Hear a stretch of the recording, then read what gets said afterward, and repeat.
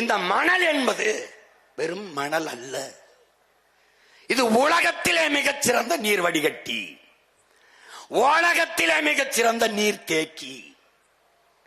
இது மனித உடலுக்கு தோல், ஆற்றுக்கு மணல். இந்த மணலை அள்ளிவிட்டால் ஆறு செத்துவிடும். மனித உடலிலே தோலை எடுத்து விட்டால் மனித உடலிலே நோய் தொற்று வந்து எப்படி செத்து போவானோ அப்படி என் ஆறு செத்து போகும். அப்படி என்னுடைய காவிரி, பாலாறு, வைகை, தாமிரபரணி, நொய்யல் எல்லாம் செத்து போனது. 32 ஆறும் செத்து போனது. கொலைகாரர்கள் இந்த திராவிட திருடர்கள்.